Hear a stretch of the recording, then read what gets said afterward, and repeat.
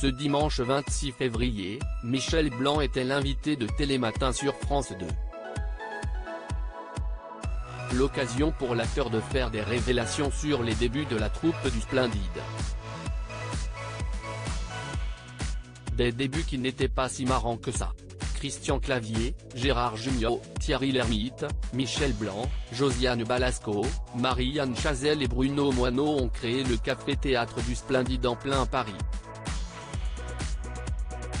C'est dans les années 1970 que la troupe a vu le jour. La petite bande a été révélée au public grâce à la pièce de théâtre Amour, coquillage et crustacés. Mais c'est avec la sortie du film Les Bronzés qu'ils ont rencontré un énorme succès qui s'est ensuite confirmé avec Les Bronzés font du ski ainsi qu'avec la pièce de théâtre Le Père Noël est une ordure. Mais pour la troupe du Splendide, les débuts n'ont pas été très simples. Ce n'est pas là où on s'est le plus amusé. Invité de Télématin sur France 2 ce dimanche 26 février, Michel Blanc est revenu sur les débuts compliqués du Splendide. Après avoir revu des images d'archives de la troupe pendant les travaux du café-théâtre, l'acteur de 70 ans a confié « On était extrêmement travailleurs. C'était une période d'enthousiasme et de gros boulot. Ça, ce n'était pas marrant à faire. Ce n'est pas là où on s'est le plus amusé. »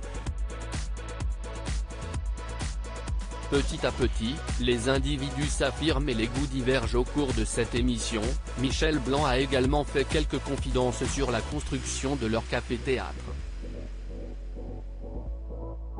Il y a eu 9 mois de travaux.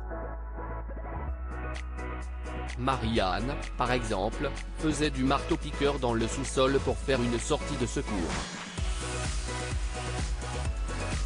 Ce n'était pas juste peindre avec un petit pinceau, a-t-il révélé.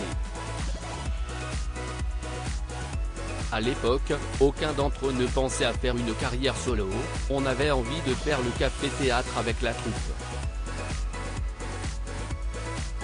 Après, petit à petit, les individus s'affirment et les goûts divergent.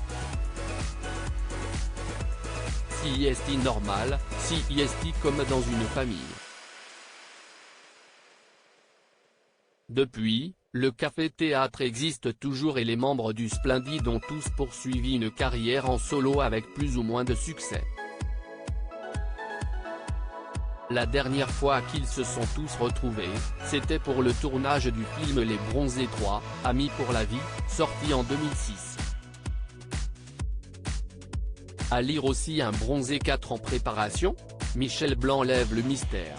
Article écrit avec la collaboration de 6 médias.